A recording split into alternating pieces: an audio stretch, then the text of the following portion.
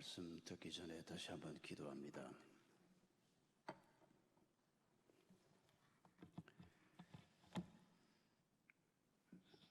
감사하신 주님, 주님께서는 저희의 죄악됨에도 불구하고 저희가 충성스럽게 살지 못하는데도 불구하고 늘 하나님 앞에 죄송한 것밖에는 없는 연약한 자들임에도 불구하고 하나님께서는 저희에게 하나님의 자녀로서 또 하나님의 백성으로서 살아갈 수 있는 아름다운 미래를 늘 약속하셨습니다. 오늘 주일 예배 시간에 저희들보다 앞서 살았던 신앙의 선배들에게 하나님께서 무엇을 약속하셨는지를 살펴보며 오늘 저희에게 하나님께서 약속하신 미래가 무엇인지를 함께 생각하려고 합니다. 오늘 이 예배 시간에 나와 있으면서도 저희 마음속에 저희의 내일에 대해서 암담하고 절망적이라고 생각하는 사람들이 있다면 하나님께서 저들의 마음을 새롭게 만져 주시옵소서. 또 우리 가운데 많은 사람들은 내일에 대한 별다른 기대 없이 하루하루 평범하고 단순한 생각을 가지고 사는 사람들도 많이 있습니다. 그러나 하나님께서는 그리스도인인 우리가 그런 삶을 살기를 원치 않으심을 믿습니다. 하나님의 자녀여 그리스도인인 우리에게 하나님께서 어떻게 살 것인지를 말씀하시고 그 삶에 어떤 축복을 주실 것인가를 말씀하신 그 하나님의 약속의 말씀을 우리가 다 함께 받게 해 주시옵소서. 예수님의 이름으로 기도하옵나이다. 아멘. 성도 여러분, 여러분은 그리스도인으로서 우리의 신분이 여러 가지가 있지 않습니까? 누구의 남편, 누구의 아내, 누구의 아빠, 엄마, 누구의 아버지, 어느 회사 여러 신분이 있지만은 그러나 우리가 그리스도인으로서 하나님을 아빠라고 부르는 사람으로서 우리가 내일에 대해서 또 미래에 대해서 지금 현재 이 순간 우리 마음속에 가지고 있는 생각이 무엇입니까? 내 힘으로 만들 수 있는 미래를 질문하는 게 아닙니다. 우리의 힘으로 만들 수 있는 미래는 비참할 수밖에 없습니다. 아무리 노력을 해도 건강을 붙잡을 수가 없습니다. 아무리 노력을 해도 우리 아이들은 우리의 뜻대로 잘 자라주지 않습니다. 우리가 아무리 애를 써도 세상은 점점 더 나빠질 것입니다.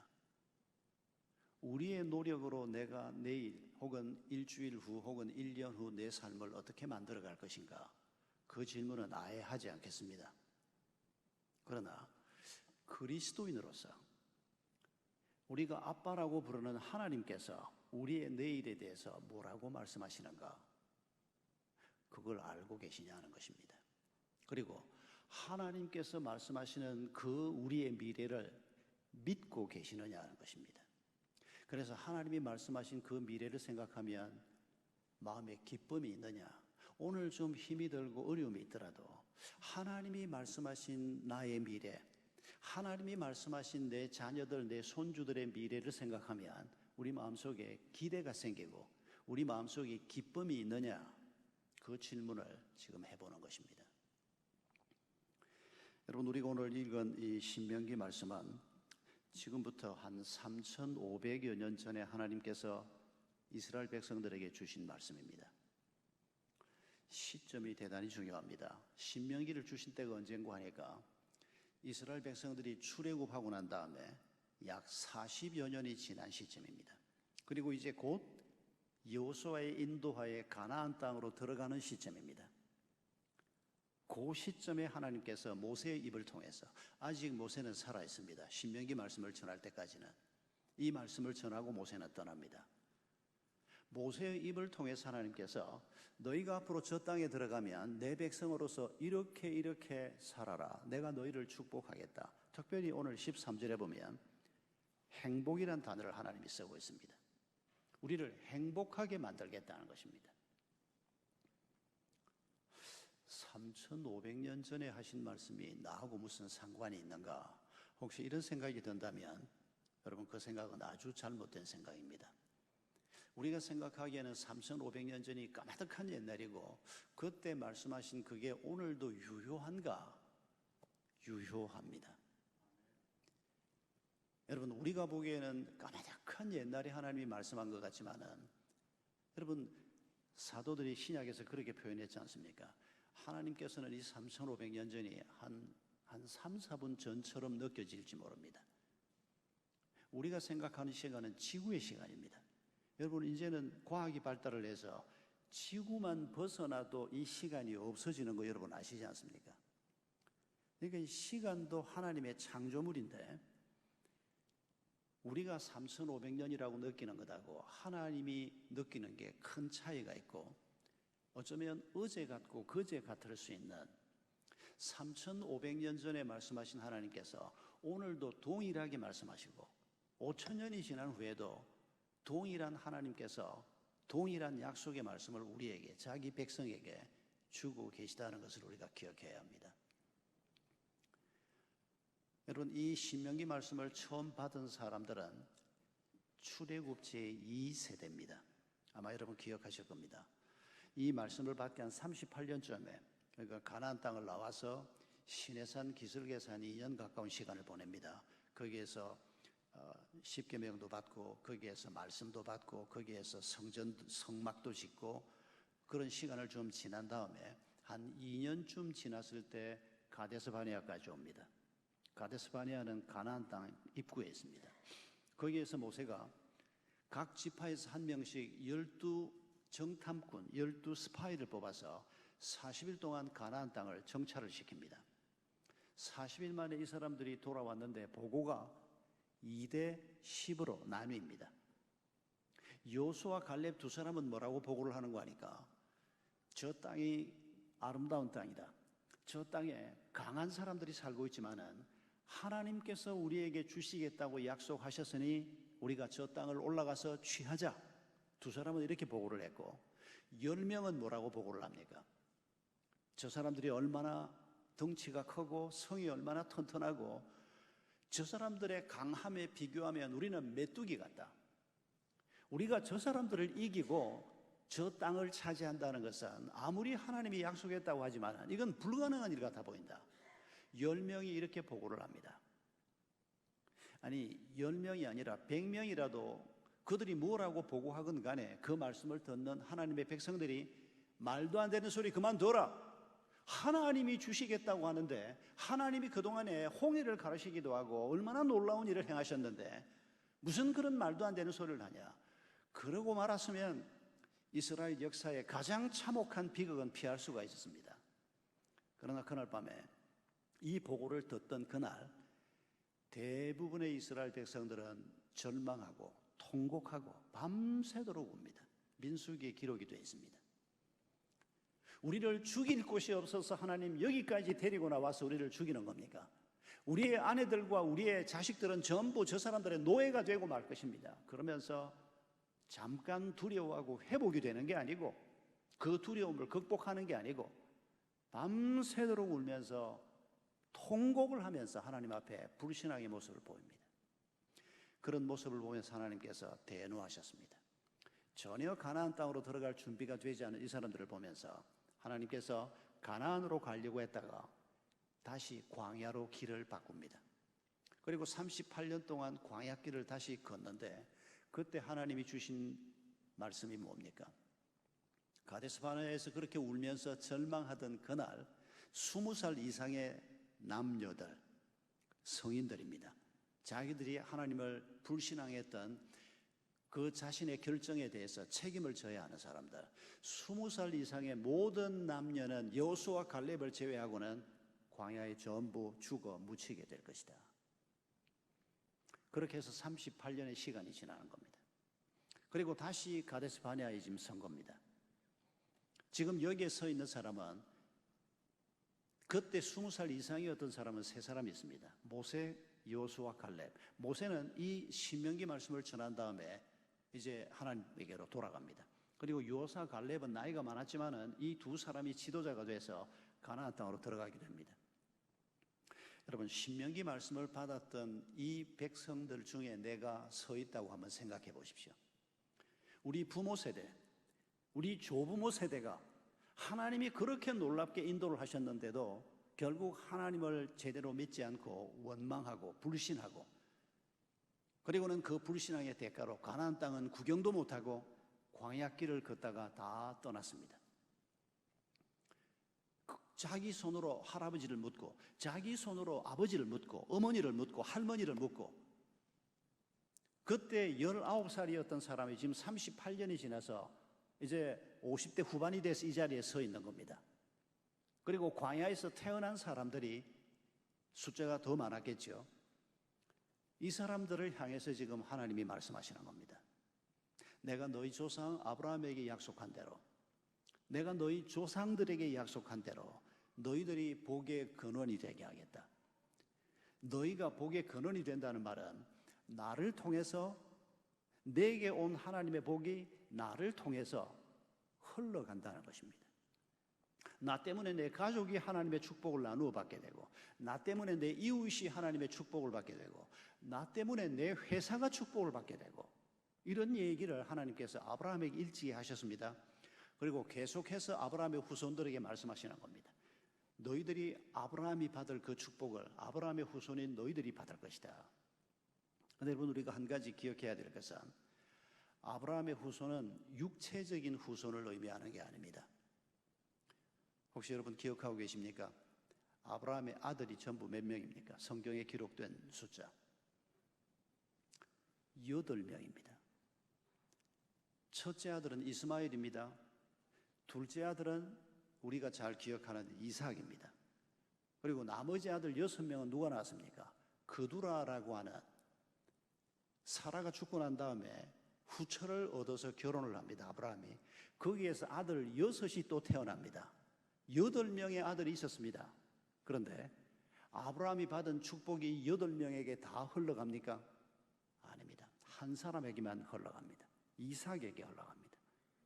이삭도 아들 2을 낳았습니다. 에서와 야곱. 그런데 에서는 하나님의 약속을 팥죽 한 그릇만큼도 안 되는, 아무것도 아닌 것처럼 생각하는 어리석은 자였습니다. 결국 에서도 이 약속에서 제외됩니다. 야곱이 이 약속을 이어받으면서 야곱의 12아들은 이 약속, 언약 속에 들어온 자녀들로 12지파의 조상들이 됩니다. 여러분, 아브라함에게 주시는 하나님의 축복은 혈통을 따라서 흘러가는 것 같지만은 그렇지 않습니다. 로마서 4장 5장을 보면 바울이 그렇게 말하지 않습니까? 우리가 예수 그리스도를 믿는 믿음이 아브라함이 하나님을 믿는 믿음과 동일한 믿음이다. 그래서 아브라함이 우리의 믿음의 조상이다. 아브라함이 하나님께서 내가 너에게 자식을 주겠고, 99세 될 때까지만 해도 아들이 없었습니다. 하나님이 언약한 아들이 없었습니다. 내가 너에게 자식을 주겠고, 사라의 몸에서 태어난 자식이 너에게 올 것이고, 그리고 그 자식을 통해서 하늘의 별처럼 너의 자손들을 많게 하겠다. 그 말씀을 듣고 아브라함이 믿으니 그 믿음을 하나님께서 의롭게 여겼더라. 창세기에 기록된 말씀입니다. 그리고 로마서에서 사도 바울이 그 말씀을 그대로 인용하면서 아브라함이 하나님을 믿음으로 의롭게 여김을 받은 것이나 우리가 예수 그리스도를 믿음으로 의롭다 여김을 받는 것이나 동일한 믿음이다. 우리가 아브라함의 후손들이다. 그렇게 말씀하는 겁니다. 여러분, 3500년 전에 이 백성들에게 하나님께서 말씀하신 이 약속의 말씀은 오늘도, 그리고 내일도 아브라함하고 같이 하나님을 믿는 믿음을 가지고 있는 사람, 아브라함의 혈통을 따르는 것이 아니고 아브라함과 동일한 믿음의 계보를 이어서 하나님의 자녀가 된 모든 사람들에게 이 약속은 효력이 있는 것입니다. 그리고 이 약속의 말씀을 따라 우리의 미래가 펼쳐질 것입니다. 그 미래를 우리가 오늘 한번 잠깐 살펴보십시다. 하나님께서 13절에서 내가 너에게 명령과 규례를 주었는데 그 명령과 규례가 무엇을 위해서 주신 것이라고 말합니까? 우리의 행복을 위해서 주신 것이라고 말합니다. 하나님이 우리의 행복에 이렇게 관심을 가지고 있다는 것 자체가 저는 늘 감격스럽습니다. 하나님이 얼마나 엄청난 분인지 우리가 상상도 할 수 없을 만큼 하나님이 엄청난 분 아닙니까? 과학이 발달되면서 옛날 사람보다 우리가 하나님이 지으신 자연에 대한 이해의 폭이 좀 더 커졌습니다. 어떤 분은 그렇게 설명하는 걸 읽은 적이 있습니다. 하늘에 저 별처럼 네 자손들이 많을 것이다. 그랬던 아브라함 때 사람들이 하늘을 보고 별을 셌으면 한 몇 개쯤 셌을까? 한 4, 5천 개쯤 셌을 거다. 천문학자 한 분이 그렇게 글을 썼더라고요. 그런데 여러분 실제로 하늘의 별이 지금 현재 천문학이 이만큼 발달이 돼서 우리가 알고 있는 하늘의 별이 몇 개쯤 됩니까? 눈으로 셀 수 있는 건 아닙니다. 우리가 속한 은하계 하나에만 별이 1000억 개 이상 들어있습니다. 그런데 이런 은하계가 1000억 개 이상 우주 공간에 널려 있습니다. 이게 현재 천문학이 발견한 숫자입니다. 1000억 곱하기 1000억. 상상도 할 수 없는 한 은하계와 한 은하계 사이가 100만 광년의 거리를 두고 있습니다. 이런 은하계가 1000억 개 이상 이 우주 공간에 펼쳐져 있습니다. 여러분 이걸 지으신 분이 누굽니까? 하나님이 지으셨다고 말씀하십니다. 이 엄청난 우주를 지으시고 또 다른 별에 우리와 같은 존재가 있을 수 있을지는 모르지만은 지금까지는 있을 가능성이 별로 없다고 보아지는데 이 지구에 사람이 살게 하시고 우리를 하나님을 알게 하시고 우리에게 이 모든 것을 다스리고 계시는 하나님께서 벌레만도 못한, 아니 먼지만도 못한 작은 존재인 우리를 향해서 내가 너의 행복을 위해서 이 말씀을 준다. 여러분 이것만으로도 참 감격하지 않을 수가 없습니다. 하나님의 말씀이 우리를 행복하게 한다. 우리의 미래가 행복할 것이라는 겁니다. 그런데 여기에 조건이 있습니다. 하나님의 말씀의 길을 걸어가야 한다는 겁니다. 말씀의 길을 벗어나면 그건 하나님을 거역하는 것이고 하나님을 반역하는 것이 되니까 행복할 수가 없습니다. 말씀이 우리의 행복을 담보한다, 보장한다라고 하는 이 말을 가끔씩 이렇게 오해하는 사람들이 있습니다. 성경 말씀이 우리를 행복하게 한다고 하니까 성경을 열심히 읽어서 1년에 10독도 하고 20독도 하고 성경을 많이 읽고 설교를 아침 저녁으로 듣고 찬송 부르고 말씀에 익숙해지고 말씀을 많이 읽고 들으면 내가 행복한 그리스도인이 되지 않을까? 아닙니다. 그걸로는 부족합니다. 여러분 성경이 가르치는 건 그게 아닙니다. 우리가 만약에 말씀을 그냥 듣는 용으로만, 설교를 듣는 용으로만, 그래서 이 말씀이 내가 읽고 듣는 것으로 나를 행복하게 만드는 것이라고만 생각한다면 여러분 우리는 하나님을 우상 수준으로 생각하는 겁니다. 행복은 그렇게 오는 게 아닙니다. 여러분 이게 별로 복잡한 논리가 아닙니다. 건강하고 한번 비교해서 생각해 보십시오. 제가 3년 전에 암 수술을 받았습니다.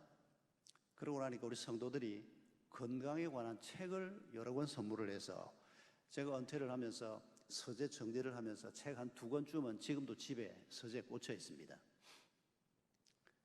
제목이 그럴듯했습니다.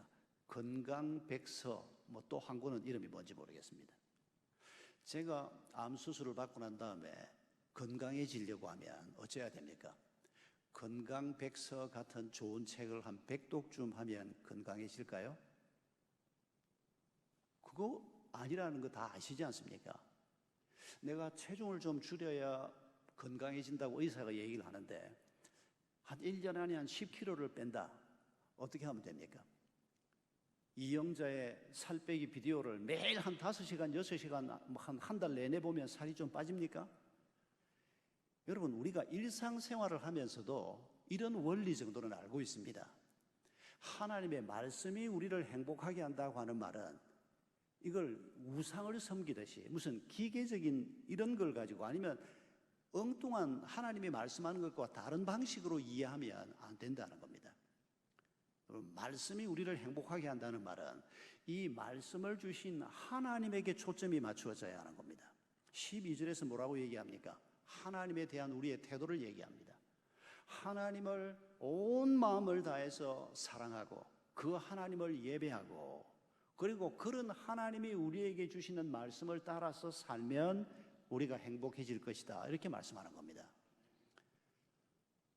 여러분 마태복음 7장에 말씀에 대한 우리의 태도를 얘기하면서 집짓기에 비유한 말씀이 나옵니다.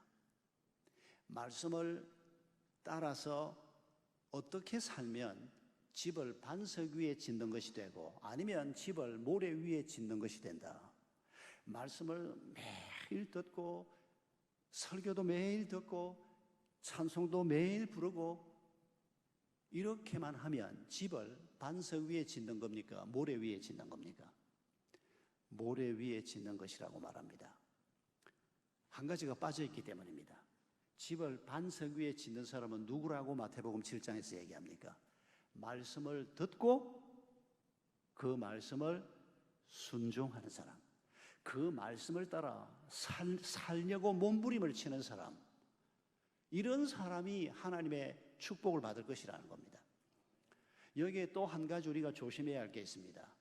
말씀을 따라 살아보려고 하는데도 잘 안 되지 않느냐? 안 되지요. 그러면 하나님이 그걸 모르시고 우리에게 말씀하시는 것 같습니까? 너희가 말씀을 따라 완전하게 살면 내가 너희를 축복하겠다. 하나님이 그렇게 말씀하는 게 아닙니다. 우리에게 하나님의 말씀을 주셨지만은 그리고 성령께서 우리를 도우시지만은 우리가 이 말씀대로 살지 못한다는 것을 하나님은 아십니다. 그래서 주신 게 뭡니까? 구약시대에 주신 것은 성막제도였습니다.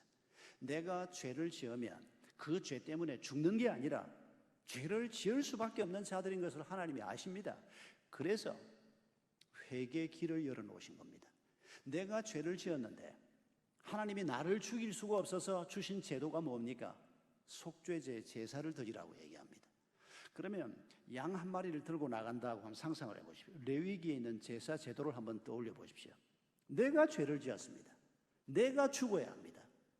그런데 하나님께서 은혜를 베푸셔서 나를 죽이지 않고 양을 죽입니다. 양을 들고 성전 마당에 있는 뜰에 있는 제단 앞으로 갑니다. 여러분, 이 속죄제 제물로 바칠 양을 누가 죽일까요? 제사장이 죽일까요? 레위인이 죽일까요? 아니면 일꾼이 죽일까요? 아니면 제물을 가지고 온 자신이 죽여야 할까요? 자신이 죽여야 합니다. 여러분, 짐승 죽여보신 적 있습니까? 저는 어릴 때 집에서 어머니가 닭을 한 마리 잡아라 그래서 닭을 한번 잡아본 경험이 있는데 참 기분 더럽습니다. 제가 초등학교 한 5학년 때쯤 기억인데 지금도 그때 기억을 하면 아주 그냥 그럴 수 없이 기분이 나쁘고 마음이 팍 상하는 게 지금도 느껴집니다. 그런데 여러분, 내가 죄를 지었습니다. 그런데 멀쩡한 잘생긴 양입니다. 흠집 하나 없는 양입니다. 이런 양을 들고 나가서 내가 칼로 찔러야 합니다. 그 칼로 찌르면서 무슨 생각을 해야 합니까? 하나님, 내가 죽어야 하는데, 내가 이 죄 때문에 죽어야 하는데 하나님이 나를 죽이지 않고 나 대신에 이 양을 죽입니다. 여러분, 그 잔인하고 비참한 죽음의 장면에 있어서 하나님, 내가 다시는 이 길을 가지 않도록 도와주십시오. 양이 피를 쏟고 죽는 그 죽음은 바로 죄의 값입니다. 여러분, 그게 구약시대 제사 제도입니다. 그리고 이스라엘 백성들이 그런 제사를 많이 드려왔습니다. 죄를 범할 때는 반드시 속죄제를 드려야 하기 때문입니다. 그리고 그 속죄제를 지낼 때마다 끔찍했을 겁니다. 하나님, 이런 일을 내가 범하지 않게 해주십시오. 그런 기도를 많이 했을 겁니다. 그러나 예수 그리스도가 오시면서 성경이 우리에게 뭐라고 가르칩니까? 죄 없으신 하나님의 아들이 자신의 몸을 제물로 바쳐서 단 한 번의 영원한 제사를 드렸다고 얘기합니다. 죄 없으신 그분이 내 죄값을 치르기 위해서 십자가 위에 죽으심으로 그 예수를 주로 고백하고 그 예수의 십자가의 죽음의 의미를 알고 믿는 자마다 죄사함을 받게 될 것이고 하나님의 성령을 선물로 받게 될 것이고 하나님의 자녀의 길을 걷게 될 것이라고 하나님이 말씀하시는 겁니다. 여러분, 우리가 하나님의 말씀을 따라 살면 행복해질 것이다 라고 하는 이 말을 율법적으로 혹은 행위 구원적으로 이해를 해서 하나님의 말씀을 따라 살기 위해서 내가 이 말씀대로 못 살면 구원에서 빠질지도 모르고 하나님의 저주를 받을지도 모르고 이 말씀대로 살기 위해서 아둥바둥하고 온 힘을 다 쓰고 여러분 이런 얘기를 하는 게 아닙니다. 그렇다고 해서 어차피 하나님의 말씀대로 못 살 건데 대충 살아도 하나님이 죄는 용서하실 거고 이렇게 생각하는 것도 성경은 옳지 않다고 얘기합니다. 하나님은 우리의 완전함을 원하십니다. 우리가 모든 말씀을 다 지켜 사는 완전한 이런 사람이 되기를 원하십니다. 그러나 그 길은 열려있는 길이 아닙니다. 우리가 죄 때문에 그렇게 살 수 없기 때문입니다. 그렇게 살지 못하는 것을 할 수 없지 이렇게 생각하는 것은 그건 하나님을 아는 사람이 아닙니다. 하나님의 마음을 아는 사람이면 내가 하나님처럼 살지 못하는 것에 대해서 가슴 아파하고 안타까워하고 하나님 내가 또 죄를 범했습니다. 이런 마음을 가진 사람이 정상적인 그리스도를 닮아가는 사람이라는 것입니다. 그래서 우리가 하나님의 말씀 앞에 우리 자신을 비추어 보면 행복은 하나님의 말씀을 따라 사는 길에 달려 있습니다. 결혼하면 행복해지는 게 아니고 아이만 있으면 행복해지는 게 아니고 돈만 많이 벌면 행복해지는 게 아니고 결혼해도 부부가 어떻게 하나님이 인도하는 길을 걸어갈 것인가 그걸 잘 찾아야 합니다. 그러나 부부가 잘 못 찾습니다. 싸우기도 하고 내가 이런 거하고 결혼을 해가지고 이런 마음도 예수 믿는 사람도 그래서 이혼의 위기를 겪기도 하고 이혼하기도 하고 그러나 우리는 압니다. 그것 때문에 우리가 불행해지지 않습니다. 우리의 연약함, 우리의 죄 때문에 불행해지지 않습니다. 하나님이 우리를 다시 돌이켜주시고 우리를 깨닫게 하시고 우리의 죄를 씻어주시고 또 한 번 용기를 내서 그 믿음의 길, 말씀의 길을 걸어가도록 도와주시는 이 길에 서 있을 때 하나님이 주시는 행복이 우리에게 있을 것이라는 겁니다. 우리가 이 자리에 서 있으면서 끊임없이 기억해야 할 것이 하나님이 누구냐라고 하는 겁니다. 12절에 있는 대로 그분의 말씀을 우리가 이렇게 소중히 여기는 가장 중요한 이유는 천지를 지으신 하나님, 우리의 아버지 되신 하나님, 가장 높으신 하나님, 이 세상 어떤 존재하고도 비교가 되지 않는 항상 1번이신 하나님, 이런 하나님인 것을 알고 우리가 그 하나님의 말씀을 들을 때 다른 어떤 음성에도 우리가 휩쓸리지 않지만 하나님의 말씀에는 우리가 순종한다. 여러분, 하나님이 어떤 존재이냐를 우리가 제대로 이해하면 하나님의 말씀 앞에 어떤 태도를 취할 것인가를 우리가 알게 되는 것입니다. 얼마 전에 이런 전화를 받았습니다. 요 인근에 있는 어떤 젊은 목사님인데 저는 잘 모르는 젊은 목사님인데 제가 잘 아는 목사님을 만나서 자기 교단 선배라면서 자기 교회가 땅을 사서 예배당을 지으려고 하는데 선배를 만나서 상의를 했더니 그 선배가 말하기를 박은주 목사한테 한번 전화를 해서 만나봐라. 박은주 목사가 이 수도권 남부의 땅에 대해서는 아주 빠삭하다 이러더라는 겁니다. 참 평생 살다가 그런 전화는 제가 처음 받았습니다. 요 인근의 용인, 안양, 여기 수원 이 동쪽 요 인근의 땅에 대해서 질문하겠다고 저한테 전화를 한 겁니다. 후배 목사 하나가, 교단도 다른 후배 목사 하나가. 그래서 제가 나 안 만나도 된다고, 나 아는 거 없다고. 그러니까 저를 아는 친구는 나중에 내가 왜 싱겁게 그 젊은 목사한테 그렇게 얘기를 해서 그런 불편한 일을 겪게 하냐 그랬더니 목사님이 이 근처에 둘러본 땅만 해도 100군데가 넘고 건축을 위해서 학교 건축을 위해서 사실 제가 많이 둘러보긴 둘러봤습니다. 그리고 어디가 땅값이 비싸고 어디 가면 좀 싸고 이걸 조금 알긴 알지만은 그걸 제가 했습니까 어디? 주로 우리 장로님들이 했지. 근데 그 친구가 볼 때는 내가 땅에 대해서 굉장히 잘 안다고, 그리고 마침내 평당 100만 원짜리 땅을 8,000평이나 사서 이런 소리를 그 사람한테 한 겁니다. 이게 완전히 오보입니다, 이건. 그러나 여러분, 이 오보를 근거해서 제가 여러분에게 이런 제안을 한번 해볼까요? 혹시 빠른 시간 안에 여러분이 땅을 사서 집을 하나 지어서 앞으로 좀 가족들하고 좀 안락하게 살아볼 계획을 가지신 분이 있습니까? 제가 무료로 땅에 대해서 자문해 드릴게요. 제가 건축 경험이 꽤 있습니다. 부산에서도 제가 10층짜리 빌딩 사서 리모델링 하는 거 해봤고, 제 책임으로. 제가 직접 한 건 아니지만, 용인 내려와서도 제가 8,000평 땅에 한 4,000평 짓는 거 직접 진두지휘를, 형식적인 진두지휘입니다만, 건축위원장은 따로 있었지만, 제가 설계 도면도 공짜로 하나 그려드리겠습니다. 시공도 제가 도와드릴 수, 한 푼도 안 받겠습니다, 제가. 그러나 누가 제가 그려준 설계 도면으로 만든 집에 누가 들어와서 살라 그러겠습니까? 전문가가 해야 될 거 아닙니까? 전문가가. 우리가 실제로 그렇게 살고 있지 않습니까? 몸이 아프면 전문가인 의사한테 가서 이거 어떻게 하면 됩니까? 라고 묻고, 집을 사고 팔 때는 전문가에게 가서 묻고, 집을 지을 때도 전문가에게 묻고. 그런데 여러분, 인간과 이 세상에 존재하는 모든 것에 대해서 가장 뛰어난 전문가가 누구십니까? 하나님이시라는 겁니다. 창조하신 그분이시요. 이 모든 것을 운행하시는 분이 그분이시요. 이 역사가 종결되는 일도 그분의 손으로 이루어질 것이라는 겁니다. 그런 하나님을 우리가 믿는다면 그분이 내 삶에서 1번이 될 수밖에 없다는 겁니다.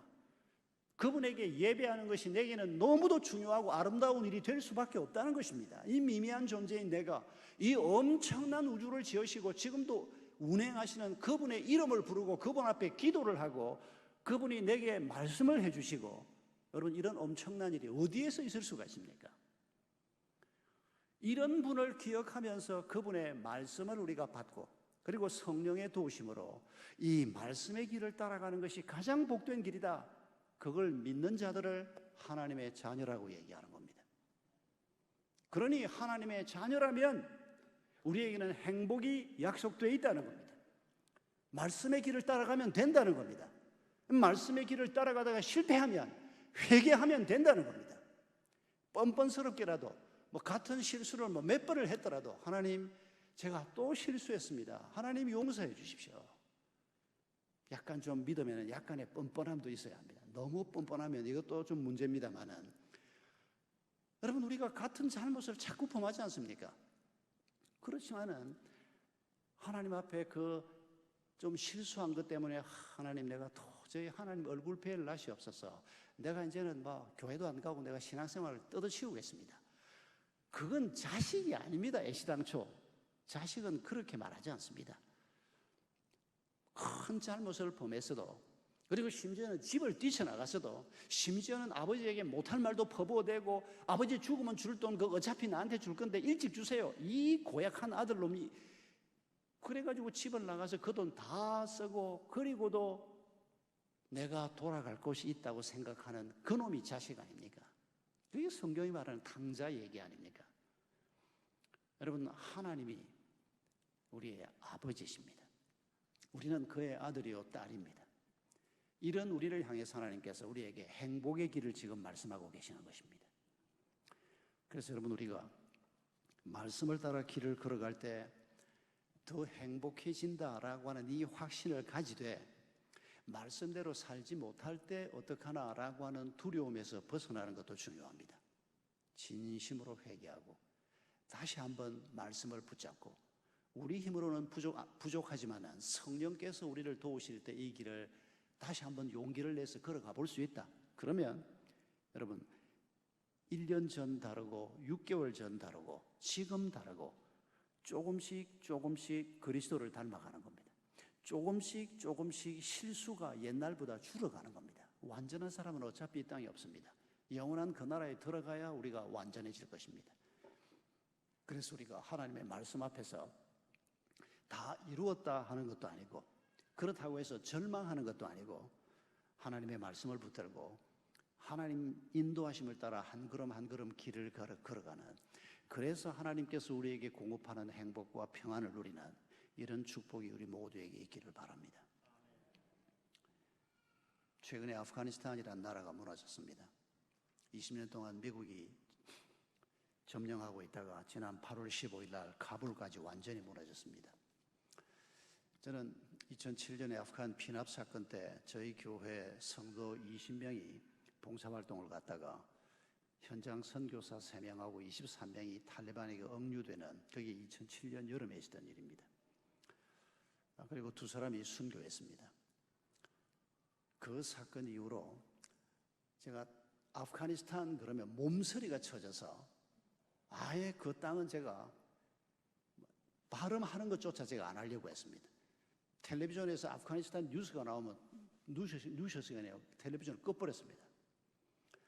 7월에 그 사건이 터지고 8월, 9월쯤까지 그 사건들이 수습이 되고 그해 연말쯤이 됐는데 한 장로님이 저를 만나자고 연락이 왔습니다. 아프가니스탄에서 일하는 장로님이라는 겁니다. 이 사람을 내가 왜 만나야 되나? 나는 아프가니스탄이라고 그러면 뭐 쳐다보기도 싫은데 내가 이 사람을 왜 만나야 되나? 그런데 그냥 지나갈 수가 없었습니다. 그분이 남긴 메모에 전화번호, 그리고 꼭 박 목사님을 만나고 싶습니다. 구원암흑에. 제가 전화를 했습니다. 저보다 연세가 많은 분이었는데 분당으로 내려오겠다는 겁니다. 만나보니까 미국 교포였습니다. 아프간에서 아프간 백성들이 먹고 사는 걸 돕기 위해서 콩을 심는 일을 아프간에서 하고 있는 장로님이었습니다. 식품 영양학자였습니다. 이미 그걸 여러 동안 진행을 해서 아프간 백성들 꽤 많은 사람들이 콩을 심고 있는 그 사역을 하는 분인데, 이분이 아프간 피납 사건을 보면서 저하고는 한번 만난 적도 없지만은 저 박 목사가 아프간을 도와줄 수 있는 사람이겠다, 이런 마음이 들었다는 겁니다. 그리고 만나자고 미국에 있다가 한국 왔을 때 연락을 했다는 겁니다. 저는 주저하다가 그분을 만났는데 그분이 제 앞에 앉아서 자기 사역을 얘기하고 아프가니스탄에 대한 그분의 열정을 얘기하는데 제가 하나님의 꾸지람을 듣는 기분이었습니다. 이 불쌍한 민족을 위해서 내가 이렇게 일을 하고 있는데 너는 거기에서 고생 좀 했다고, 네가 가서 고생한 것도 아니면서 고생 좀 했다고 이 민족을 아예 꼴도 보기 싫어하고 아프가니스탄이라고 하는 단어조차도 듣지 않으려고 하고, 그 장로님을 통해서 제가 그날, 장로님은 조곤조곤 자기 사역 얘기를 했지만 제가 엄청난 책망을 받는, 울면서 그분 얘기를 들었습니다. 그리고 제가 마음을 바꾸었습니다. 하나님, 내가 죽는 날까지 우리 동역자가 피를 흘리고 죽은 그 땅을 위해서, 그 백성을 위해서 섬기겠습니다. 그리고 그 이후에 미국 시민권자 선교사님들을 그 국내로 파송하기도 하고 우리 한국 국적 선교사들을 인근에 보내서 타지키스탄, 파키스탄 혹은 또 난민들이 많이 가는 터키, 그리스, 아테네, 오스트리아, 비엔나, 런던, 이 난민들이 흩어져 가는 이런 지역을 따라서 사람들을 파송을 하고 꽤 큰 사역을 계속 그동안 해왔습니다. 그러다가 아프가니스탄이 무너지는 걸 보는데, 제가 대한민국이 무너지는 것은 책에서 봐서, 역사책을 통해서 봐서 좀 아련한 느낌인데, 아프가니스탄이 무너지는 걸 보면서 꼭 내 나라가 무너지는 것 같은, 종일 그날 울었습니다. 나도 모르게 그냥 눈물이 나더라고요. 저 땅에 있는 크리스찬들은 어떻게 하나. 2007년 무렵에 아프가니스탄에 한 3,000명의 지하교인들이 있다고 얘기를 들었습니다. 그리고 그 후에 오늘까지 한 10몇 년이 지나면서 한 선교사의 주장은 전 세계에서 두 번째로 급성장하고 있는, 교회가 급성장하고 있는 곳이 아프가니스탄이다. 그렇게까지 아프가니스탄에서 직접 일하다가 나온 한 미국 선교사가 한 말인데, 그러니까 통계가 없어서 지금도 몇 명이나 있는지 알 수는 없습니다. 그러나 분명한 것은 많은 크리스찬들이 그동안에 생겨났습니다. 어찌 저 남쪽에서는 청년들의 부흥이 일어나고 있다는, 바로 그 현장에서 일을 하고 있던 미국 국적 우리 한인 선교사, 제가 잘 아는, 저하고 교제가 좀 있던 형제 보고도 수시로 들어왔었고, 기가 막힌 일이 아프가니스탄 사람들에게는 정말 기가 막힌 일이 벌어진 겁니다.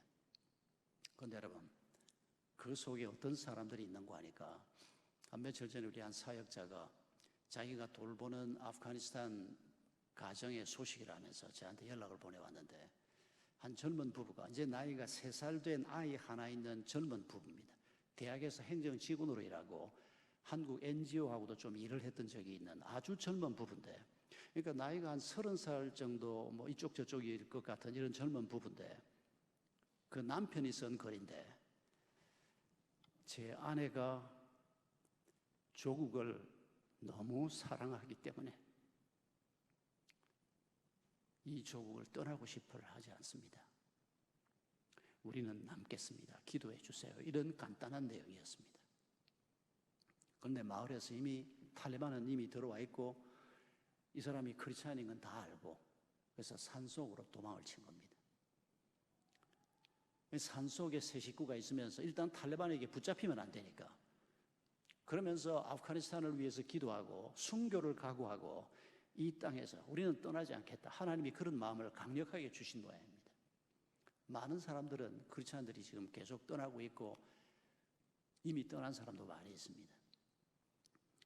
여러분, 오늘 우리 입장과 비교해서 생각하면 지금 아프가니스탄 사람들, 또 그중에 크리스찬들은 우리가 옛날 1910년에 한일 합방을 생각하고, 그리고 교회가 일제에 의해서 핍박을 받고, 혹은 북한에서 공산주의자들에 의해서 교회가 핍박을 받아서 남한으로 피난을 내려고 했던 우리 민족이 경험한 것과 거의 흡사한 경험을 지금 하고 있습니다.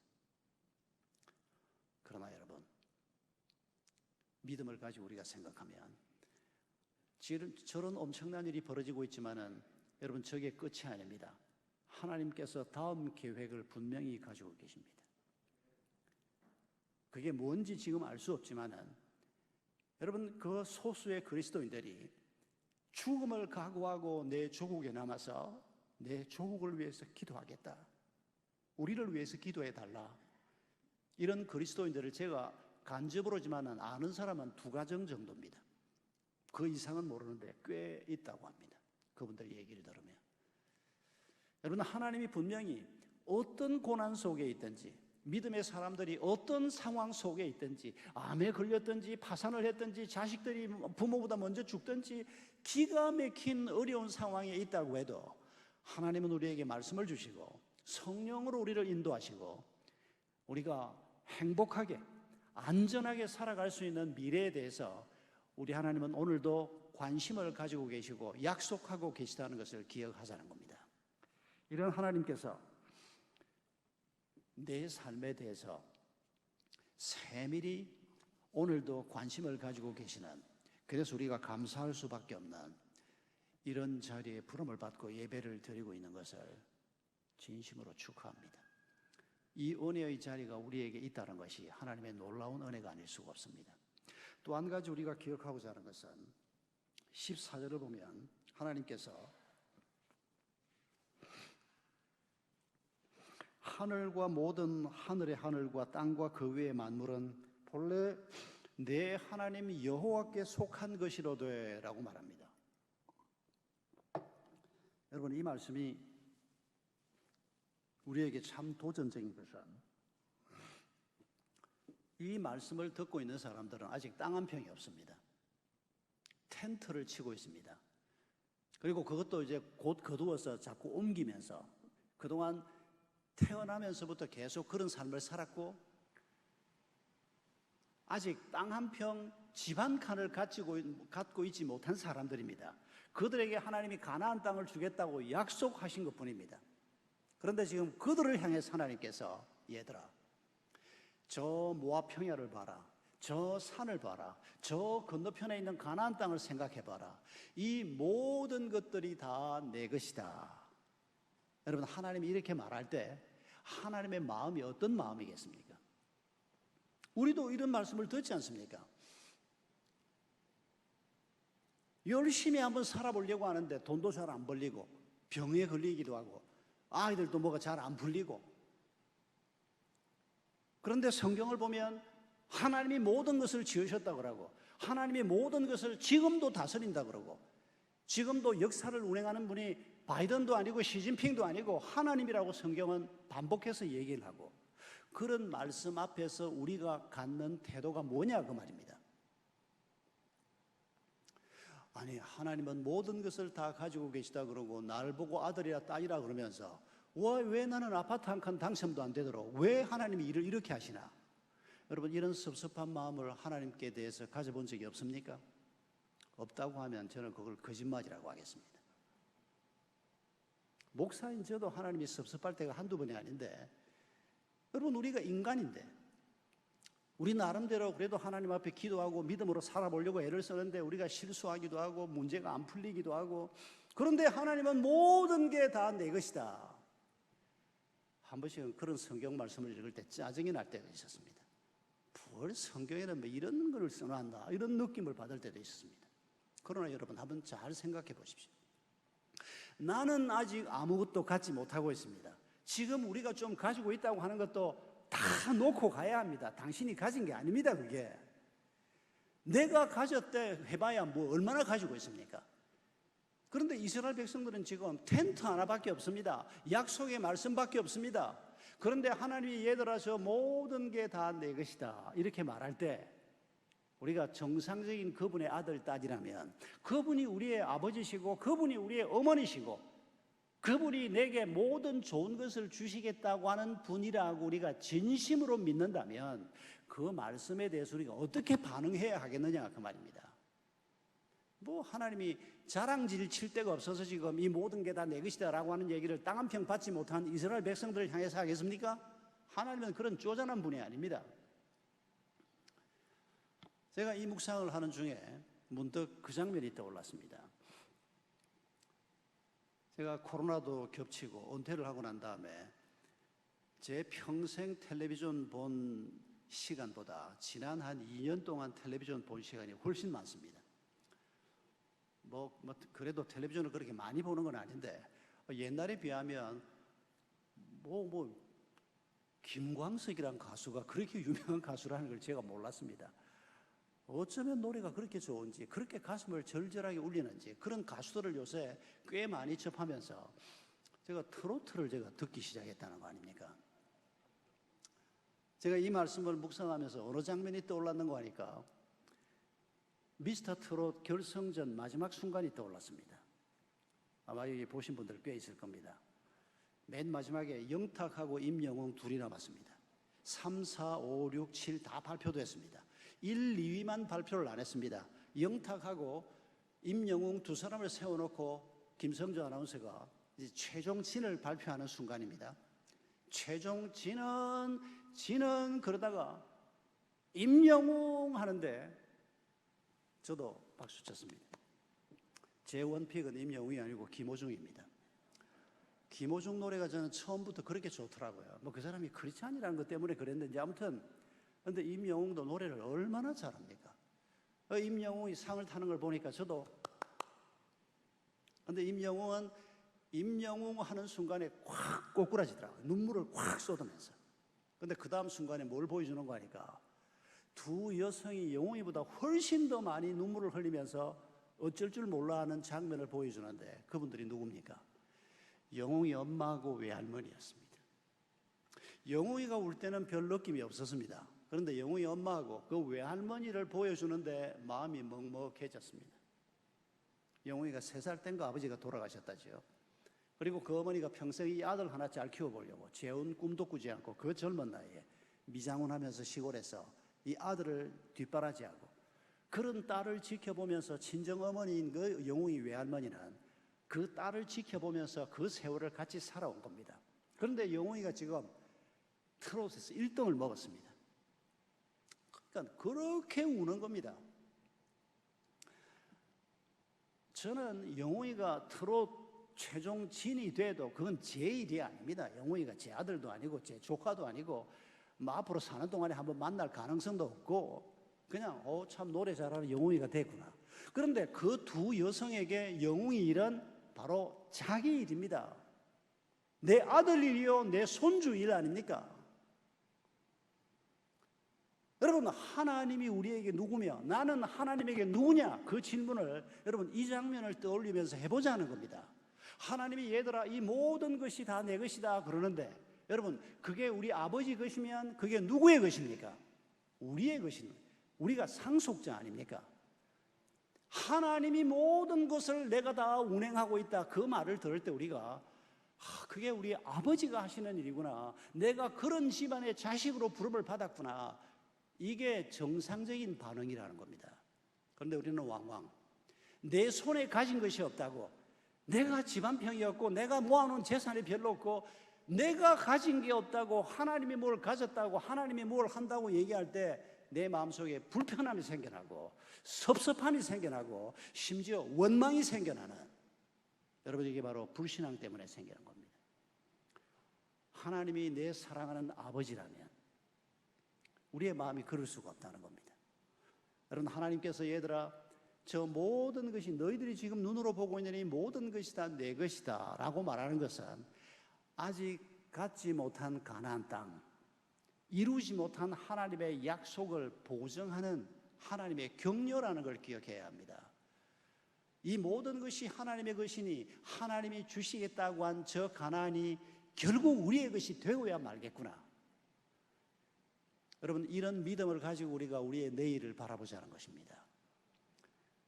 우리가 이런 믿음을 가지고 내가 세상에서 능력이 좀 부족해도 가방끈이 좀 짧아도 그동안 이루어 놓은 게 별로 없어도 하나님이 내 공로를 보고 무엇을 주겠다고 하는 게 아니고 내 아버지이신 그분이 내 미래에 대해서 이런 놀라운 말씀으로 나를 축복하고 내 자녀들도 축복하실 것을 우리가 기억하자는 것입니다. 그리고 그 하나님에 대한 바른 믿음을 가지고 우리가 길을 걸어가면 또 우리 아이들에게도 세상에서 뭐 좀 잘 되는 거 이런 거 너무 우리가 신경 쓰다 보니까 아이들 공부하라 재촉하다 보니까 공부하라 그래서 공부 잘하는 아이는 3%밖에 안 된답니다. 우리도 학생 때 공부해보니까 쉽습니까 어때? 저는 애들 키우면서 아빠는 고1 때 몇 등 했어요? 이럴까 봐 저는 제일 걱정했습니다. 한 번도 새놈이다 그렇게 묻는 적은 없었습니다만은 여러분 우리가 아이들을 키울 때도 부모의 욕심이 항상 문제입니다. 뭐 저처럼 이제 아이들 다 자란 사람은 뭐 이제 뭐 푸념처럼 말할 수밖에 없는데 아직 아이들이 설화에 있는 젊은 여러분, 아이들 조지지 마십시오. 그런다고 되면, 근데 그게 안 됩니다. 그저 아이들을 위해서 기도하고 아이들을 사랑해주고 아이들의 자존감이 높아지게 하고 아이들이 하나님을 보는 믿음의 눈을 갖게 하고 그리고 공부는 해야 되겠다라는 마음이 아이들이 동기부여가 돼야 할 수 있는 건데, 그리고 그렇게 해서 공부를 해서 길을 갈 애들이 우리나라 지금 애들 중에서 한 3% 정도가 스카이 대학을 비롯한 괜찮은 대학을 간다고 그럽니다. 나머지 아이들은 어차피 공부해서 좋은 학교 가서 뭐를 성부를 내는 게 아니고 다른 길을 걸어가야 합니다. 그런데 부모는 자기도 못하는 3%를 기어이 들어가라고 그냥, 지가 3% 안에 들어간 부모들은 더 애를 그냥 죽치고, 그러니까 애들이 논덜머리를 내고 부모하고의 관계가 소원해지면서 부모가 믿는 하나님까지도 믿지 않으려고 하는 이런 기가 막힌 상황이 교회 안에서 벌어지고 있는 것입니다. 여러분, 우리 부모들이 세상에 대한 욕심을 좀 내려놓을 필요가 있습니다. 그리고 우리 아이들이 믿음만 가지면 자기 길을 걸어가면서 그리고 자기 은사에 맞추어서 공부를 좀 잘하면 잘하는 대로, 좀 못하면 못하는 대로 하나님이 축복하는 길이 분명히 있습니다.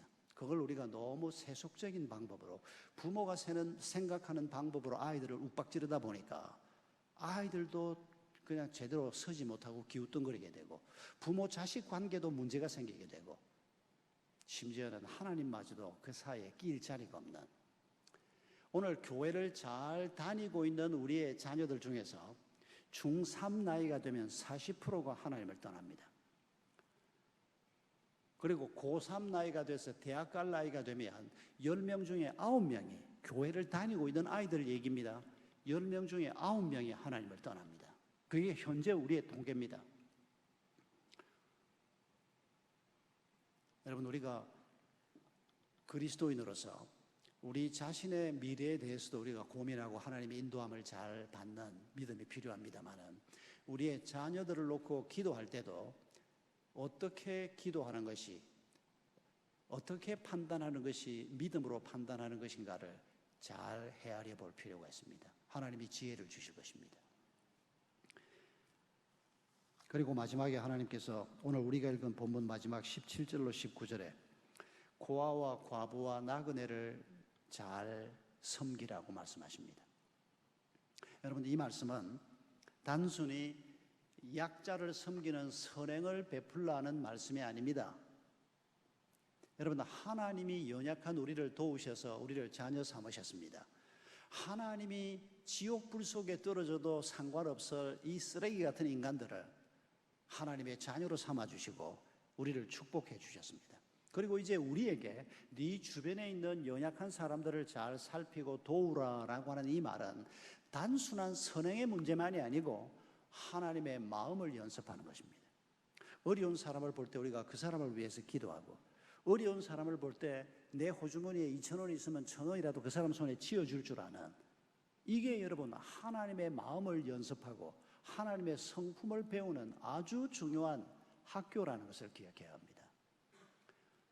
그래서 구약 성경에 그렇게 많은 귀절들이 약자를 도우라고 하는 말씀인데, 그중에 심하게 하나님이 말씀하실 때는 너희가 가난한 사람이 와서 도와달라고 할 때 네가 도와줄 힘이 있으면서도 돕지 않으면 내가 너의 기도를 듣지 않겠다, 이런 식으로 말씀을 하는가 하면, 여러분 구약의 페이지마다 이 연약한 사람을 도우라는 명령이 나옵니다. 그리고 그들을 돕지 않는 것은, 가난한 자를 멸시하는 것은 하나님을 멸시하는 것이다, 이런 강력한 톤으로 하나님께서 연약한 자에 대한 우리의 태도를 바르게 가질 것을 가르치고 있습니다.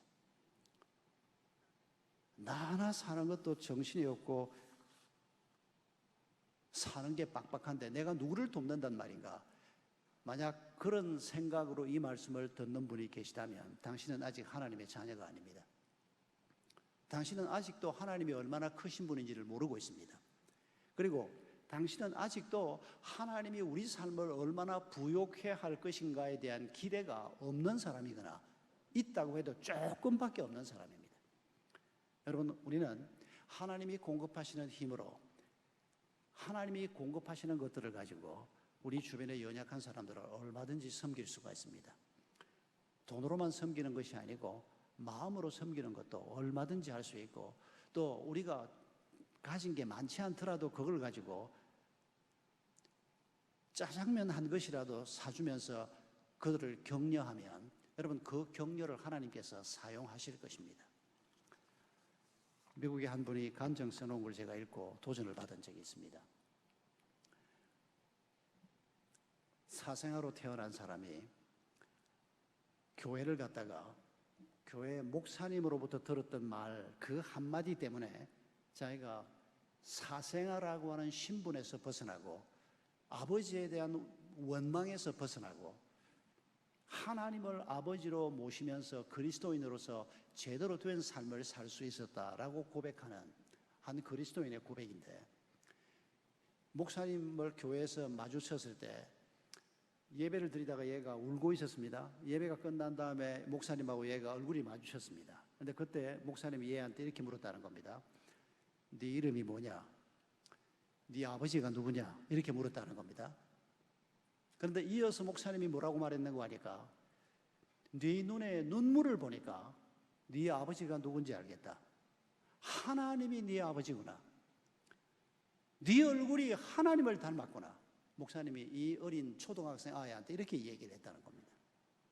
목사님은 무슨 마음으로 그 말을 했는지 모르겠습니다. 목사님이 그 상황을 써놓은 글은 보지를 못했으니까. 그런데 이 아이는 아버지는 없고 엄마는 미혼모인 자기를 낳아가지고 외딴 곳에 와서 너무 가난하게 살고 있고 동네 나가면 왕따고, 그런데 목사님이 자기에게 네가 하나님의 아들이구나, 네 얼굴이 하나님을 닮았구나, 이 말이 자기 인생을 새롭게 세우는 디딤돌 역할을 했다고, 이렇게 말한 사람이 테네시 주지사를 2번 지낸 벤 후퍼라고 하는 사람입니다. 그분이 스스로 그렇게 고백을 한 겁니다.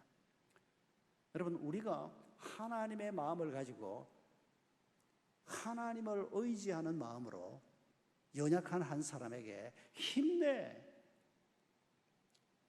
믿음을 가지고 한번 살아보자. 하나님이 너를 축복할 수 있어. 우리가 믿음을 가지고 이렇게 한마디 해주는 말, 믿음을 가지고 우리가 라면이라도 먹고 힘내자. 여러분, 이 작은 우리의 선행이나 태도가 하나님의 손에 놀랍게 쓰임을 받을 수 있다는 것을 잊지 말아야 합니다.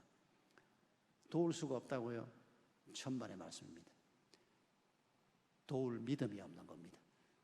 우리 속에 하나님이 계신 것을 보지 못하기 때문에 나는 도울 수가 없다고 얘기하는 겁니다. 여러분, 하나님께서는 이 부족한 우리를 이렇게 행복의 길로 인도하시고 이 부족한 우리를 나중에는 결국 하나님 아버지 품 안에 있는 예수 그리스도를 우리에게 보내주셔서 우리가 얼마나 아름다운 존재로 바뀔 수 있는가를 말씀이 아니라 실제로 예수 그리스도라고 하는 모범을 통해서 참 아름다우시고 온전한 한 분을 이 땅에 보내주심으로 우리가 어떤 존재가 될 것인가를 보여주셨습니다.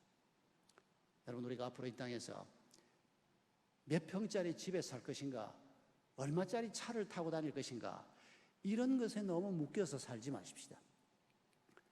그것도 뭐 하나님이 주시면 감사하고, 그러나 뭐 그런 거 좀 제대로 갖지 못했다고 해서 너무 우리의 마음이 상하는 이런 어리석은 자가 되지 않고, 하나님이 나의 아버지시고 그분이 내게 말씀을 주셨고 내가 그 말씀의 길을 지금 걸어가고 있고 그 속에서 하나님이 공급하시는 평화와 행복과 기쁨을 누리면서 길을 걸어가는 이 삶이 우리 모두의 삶이 되기를 주의 이름으로 축복합니다. 우리 한 2, 3분 함께 기도하십시다. 받은 말씀을 가지고 사회자가 나올 때까지 한 1, 2분만 기도하십시다. 먼저 감사의 기도를 올려드립시다. 우리의 행복을 위해서 약속하시고 말씀하시는 하나님께 온 마음을 기울여서 감사하십시다. 그리고 회개하십시다.